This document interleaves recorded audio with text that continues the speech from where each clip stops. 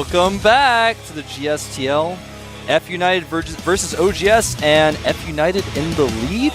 Yeah, I know. I can believe it. I'm surprised, but we've got that guy right there. And STC's still working on getting his mouse all clean.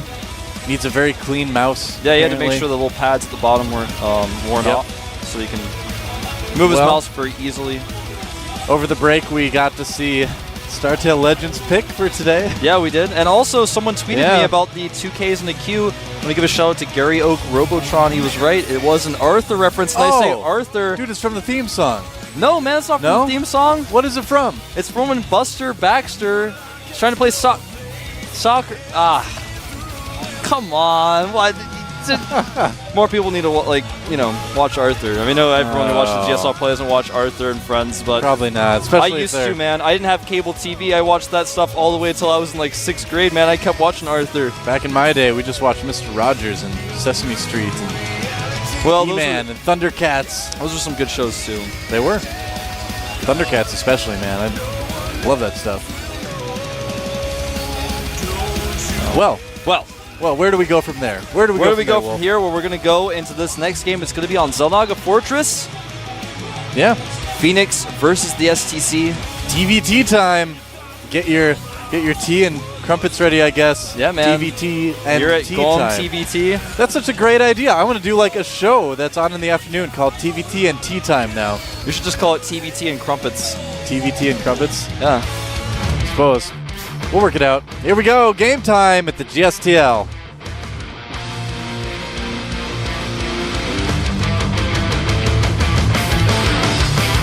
A show for the refined Terran in all of us. All right, on the left side of the map, we have our first Terran player from the team F United. Winner of the first game, he is F United, Phoenix. All the foreigner fans cheering him on. I think we are too. And on the right side of the map, our other Terran player. I wonder what kind of tea he prefers. Speaking of Sesame Street, we were talking about Sesame Street. Did you ever watch Cookie Monster's Masterpiece Theater? Yes, of course. Of course I did. I bet now he watches TBT on the Masterpiece Theater, man. He talks about that. He actually sits down and goes, I wonder who has the best TBT that eats cookies. You know, not many people know that, but that was actually just a view into Cookie Monster's actual house. He just is a very refined person normally. Yeah, absolutely. Sometimes he goes a little bit nuts about the cookies. Well, that's understandable. But we've seen people go crazy about Cocoa Pops, and things like that. Cuckoo even for Cocoa Pops. Yeah, we've seen that. We've seen what happens when people drink Surge. It's like, Surge! Those old commercials where they're like diving over couches to get to the can of Surge. It's always fun. Gas first for Phoenix, and the opposite of gas first for our other Terran player, the STC. Was the opposite of gas first? It's Barracks first. Barracks first, okay. Of course. Well, we're talking about Sesame Street. We're going to talk about opposites, learn about a few things. What's the letter of the day? The letter of the day is... T! It's T, obviously. Okay, all right. I like stick it in your face. You're like, oh. I was going to say L for long, as in long games. But T works fine. There's actually two letters today. It's TVT. TVT, that's three. Well, it's 3 letters in a row, not two different letters, right. Yeah. Just want to be careful. Big Bird's going to come in here and say, well, technically. It's like that quote from that football player once. He's like, I have 2 weapons, my arms, my legs, and my mind. It's like, well, that's actually 3, Mr. Football Star. I'm sorry. And that SCV is going to be quite a problem for a moment. Well, Tech Lab went down very quickly. Oh. Yeah, it actually was a pretty quick Tech Lab. Made the Tech Lab is make the Marine. It's going to switch the factory, which normally you have the factory make the Tech Lab and then there's something with the starport. So this indicates possibly Blue Flame over. I would have to say you're absolutely right. Yeah, I'd be pretty surprised. Well, he's actually going to make another Marine and not going to switch it right away. That's interesting. Maybe he feels like he's going to be under some pressure initially, wants to make sure that he has enough units to handle it just in case the SCC does decide to put more pressure on him. But you like what the SCC did here. He realized it was a gas first and just poked a little bit with his first Marine. You can see how much that really comes into play with just that first initial poke. Now, the first Hellion is out. We're going to see a switcheroo here. And what he was trying to accomplish with that little poke was not to do damage, but also to get some to get some scouting information. And Right. he was able to kind of see what's going on. Now he can predict it's most likely going to be Blue Flame, and of course it is the Blue Flame icon. I think we're going to see Blue Flame for our other guy, too. Yep, so Blue Flame on Blue Flame. Ending up being started at about the same time. Only difference is that Phoenix is going to be able to get his starport out a little bit quicker, and if he decides to drop with it, he'll be able to get that medevac as well. Does clean up that pesky SCV from earlier. Oh yeah. Good to get those SCVs taken care of. You know, it's really embarrassing if the neighbors come over and there's like an SCV in your base and you're like, oh, I'm sorry. It's a short notice. I didn't get all the SCVs cleaned up. I hope you're not offended. Of course, your neighbors are polite, so they're like, oh, no, we've got SCVs all over our bases. It's okay. Well, the Watchtower is held right now by Phoenix. He's going to continue to push forward. If he actually catches these Marines that are running around... Now, I think what the Marines are actually trying to achieve is to catch a medevac full of Hellions, but unfortunately, that is not going to be the case right now. The Hellions are out, and they are going to battle. Hellion versus Hellion. Blue Flame is not finished for each player yet. That SCV is not going to be finishing that command center, and that Hellion is going to see all the Marines for the SDC. Yeah, so that medevac's not going to fly into them. Yep, Phoenix is going to have to turn around here. And actually, he's going to kill these Marines right now. The SCC is actually just going to go and attack up this ramp, because there's no answer for this right now until the Hellions get home. SCC is actually going to have a bit of a defender's advantage for this right now. But with Blue Flame finishing, it will be cleaned up very, very quickly. But here comes his Hellions, and they have Blue Flame. 3-on-3 battle here, but neither really wanting to engage, because sometimes when Blue Flame Hellions engage, you never really know how it's going to turn out. Even if you have more Hellions than your opponent, you just don't really know how it's going to turn out. It's true. It's true. Yeah, Hellion versus Hellion is kind of a wacky fight. So basically, we've seen these two players do almost identical openings. Command centers going down at the same time, both being delayed by some sort of early attack. Second gas is up for the SCC. He's only mining with one SCV out of that, though. Maybe Hellion drop on the way from Phoenix. Yeah, this time there are no Marines to spot for that. Yeah, if he can get the drop on STC, he could definitely do some damage. Of course, STC does have his own Hellions, so if he sees the drop, Phoenix just won't be able to unload anything, because dropping Hellions one by one into other Blue Flame Hellions isn't exactly the path to victory. Not normally. Nope, not normally. He's only going to drop two of them. Wants to make sure he can keep Hellions at home for defense in the case that SCC tries to push out. Now, Phoenix is also going mech back at home, so if he kills some SCVs, that'll really, really give him some time to get those powerful mech units out as well. So this is a pretty important drop for Phoenix. And is it going to happen? There it is. And not a lot to oppose the Hellions. He could do a lot of damage here if he's careful. Yeah, he just picks up because there's nothing to kill Hellions now. Meanwhile, he sends his Hellions at the natural back in. Oh, very nice at the natural base of the SDC. And there's a Banshee here as well. And there's actually no Vikings out right now. The first Viking is going to pop, so that's going to shut down this harass a lot. Yep. And Phoenix trying to drop again, but again, you know, you just can't drop Hellions into other Hellions. And now the SCC coming with a counterattack, and Phoenix doesn't have a lot. Hellions. He's got a landed Viking to help out here. Yeah. He's going to want to split his Hellions very well and attack where his opponent's Hellions are bunched up. He's going to have to be very careful. Whoa, Phoenix does get a nice concave there, but the SCC... Phoenix doing really well here. Yeah. Very nicely done by Phoenix. And it looks like he is going to be able to sneak past that Viking. Viking doing a lot of damage. More Hellions rallying out, and that's it. He cleans up the Hellions. Right now, worker count 35 SCVs for Phoenix to 16 of the STC. Yeah, Phoenix is playing this just awesome. I really feel like TVT is his best matchup, too. So I would agree with that 100%. He's going to clean up this barracks that's outside of his base, and the Vikings are chasing. You know, we were talking about the Zergs he could practice with on the IM team. How about the Terrans, man? You've got people like MVP, obviously. You've got Yoda, Happy. Really good Terrans to practice with. So his TVT, I'm sure, will improve by leaps and bounds, and it's already looking really good. Now, Ready to raise some hell. looks like that barracks will finally be taken out. The threat of the floating barracks is over, Wolf. We can rejoice. Rejoice. Uh-oh, these Vikings will do battle. And the Vikings of the SCC getting the first volley, but it doesn't matter because there's another reinforcing Viking, even a Hellion. That's right. Hellion offering moral support. He was scared to land. He's like, uh-oh, there's a Hellion down there. He's like, oh no.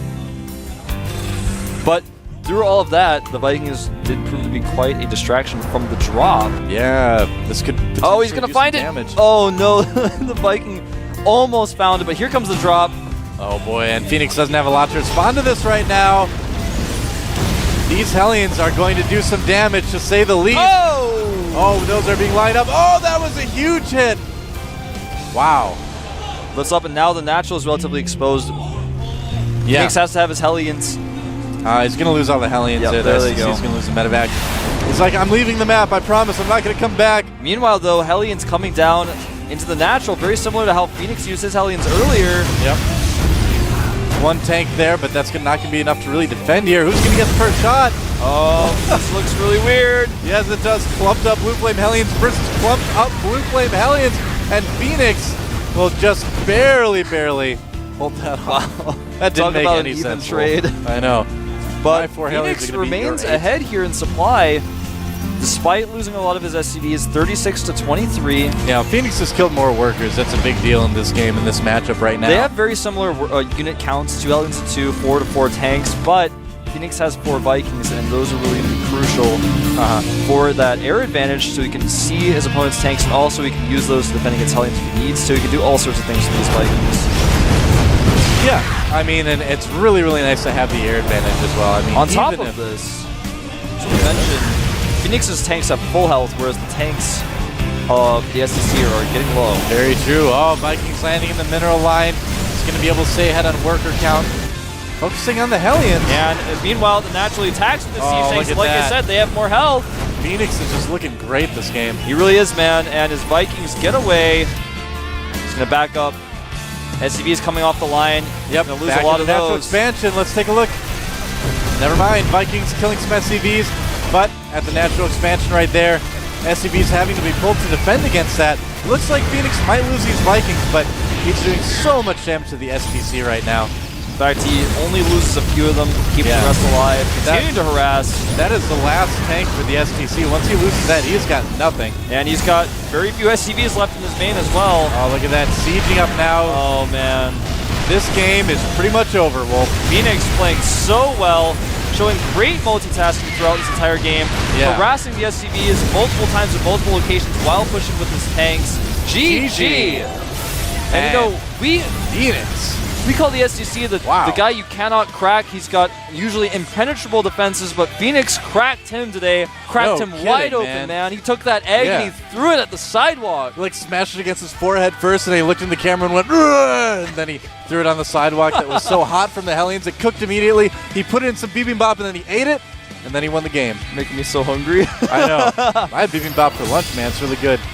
Well, that's going to put oGs down to their final life. Yeah. Are they going to pull the trump card? Down to 1 heart. It's making that annoying beep, beep, beep sound right now. I know he can hear the wind. He's over there squinting. You can hear it. He knows it's coming. You can hear the wind. That's very poetic. I can hear the wind. I meant to say the wind can hear it. Wind? I can't hear the wind. He's way over there. The wind says it's almost time for the last player. Who's it going to be? Who is it going to be? I feel like they kind of have to pull out MC on this one. I think they should. Or that or Nada. I mean, Nada is here too. He's done very well lately. Yeah. I don't think we're going to see Top or Supernova. I mean, he's a great third player choice, but they already used that. So now they've pretty much just got MC and Nada left. I think it's going to be MC, but I wouldn't be surprised if it was Nada. Well, MC already made it clear that he really was eager to play against Naniwa for sure. He wants to punch his fist. Last time we saw the STC go up and fake out and tap on the booth, and then we saw MC come when STC was in the booth. Who's going to fake out when MC's in the booth? I don't know, man. There's a lot of deception going on in the player selection for oGs. They're going to need to get serious now, though. I mean, this is it. This is it. And they don't win this, they don't go to the playoffs, and Prime does. Yeah, exactly. It doesn't really matter for F United. They just need to. They just can feel good. You know, there's a pride thing for them. Well, look at how well Phoenix has done today. Yeah, he's got to feel good. Wearing that new IM shirt, man. He's doing quite well. Who knows? I did a hand motion. The camera wasn't on me, so no you got to see it. And there he is. oGs, he's not doing a fake out. He's just going to walk over there and sit down. It's going to be like, this is my boomstick. Some fist foreign fans in upgrade. the audience. You guys can come down here to Mokdong as well. That guy on the left has been here like every day for a long time now. Yeah, he comes a lot. So- Gotta like that dedication. Yeah, absolutely. I don't know if anyone will ever touch Leo, our most dedicated Foreigner fan ever. Yeah, Leo he's got #1 foreigner right. fan dedication, man. He'll He love comes on all the and- time. He'll live on in our hearts, GSL. And there you have MC's records. Not the best in Team League. He's actually not come through for his team in clutch situations multiple times. Other than that, he's awesome. Yeah, you can see his win rate is about 65%. He's done extremely well in Yeah. and out of Korea. Yep. Recently in Code S has fallen out early a few times, but that doesn't really mean that he's not a top player anymore, because he certainly is. Oh, yeah, absolutely. I'm sure he's really excited since he hasn't been able to show himself at the GSL that much recently. To just come in here and crush the Ref United. That's what he wants to do. Well, you talk to this guy. I mean, this is a guy that loves a challenge. He loves to take on the best people out there and win. I mean, yeah, this is the type of situation that he lives for. I mean, a lot of the stuff he does, in front of crowds is showy, but when it comes down to it, this guy just loves a challenge. He loves winning. He loves proving that he's the best. I think with the way Phoenix has been playing, it might be difficult for him, though. But we haven't seen him TVP yet. Not yet. Yeah. Now, the map, as we're going to find out soon, is going to be Crossfire. So, Phoenix picking Crossfire for this. What do you think we're going to see on a map like that?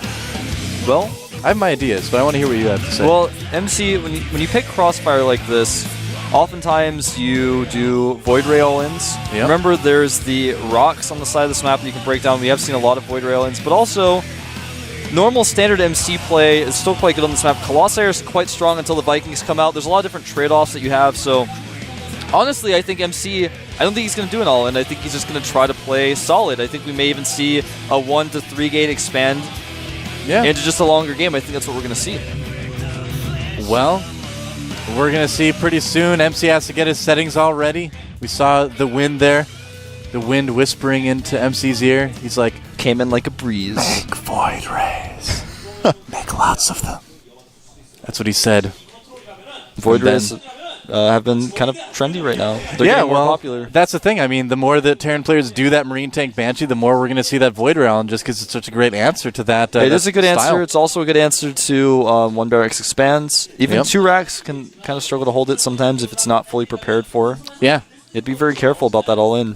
I think I like what you said earlier, though, about MC just playing safe and going for a longer game, too, because I feel like MC would see himself as the better player if it does go to a much longer game situation as well. So I wouldn't be surprised to see something like that either. Phoenix has announced that he would like to go to the water closet. That's He actually has. what he said. So he's going to take a quick little break. So meanwhile, I want to remind you guys, we've got free VODs this weekend. Yeah. Make sure you watch those, all of them. Don't sleep, don't eat. Well, you can eat and watch VODs at the same So time. look, there's you a can't- lot of- You can't sleep, though. There's a lot of threads on Team Liquid about recommended games. We've talked a lot about them already. Yeah. Code 8 qualifiers will also be this weekend, so Dude, watch that's that. going to be awesome. I can't wait. We had a lot of fun last time. I mean, it's a lot more laid back than your average GSL broadcast. We can do things like maybe we'll see if John the Translator can keep his unbeaten televised ladder match score going. Who knows? I don't We'll know see. if he can beat my Star Fox score. We'll have I to don't see know if we about see some that. Star Fox as well. I mean, it's the Code 8 qualifiers. A lot of fun time. And there's a lot of downtime, too, so we get to fill that with sort of fun stuff. I mean, you'll be able to just have a sort of a window into the Code 8 qualifiers as well in a live format. That's not something you really got to see before the last time we did it, too. So that's going to be a lot of fun. I mean, it's a long day for us, but I can't wait to do it. It's going to be great. It's going to be great. Meanwhile, also, remember you can go to m.gomtv.net. Yeah.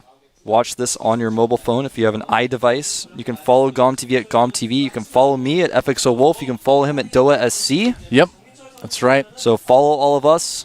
Hashtag GSL when you tweet about it. Do it. It's true. What were you going to say? I'm sorry. I was going to say 2 things.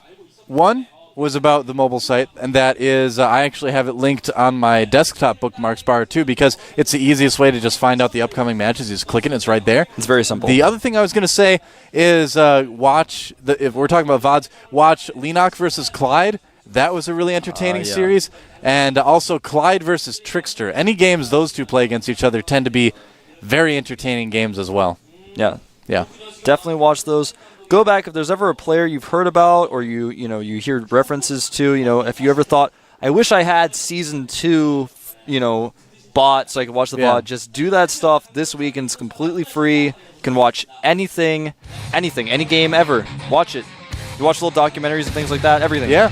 A lot of good stuff on GomCam as well. That's all the documentary stuff. The music is going. That means it's time to jump into the game very soon. Phoenix versus oGs MC.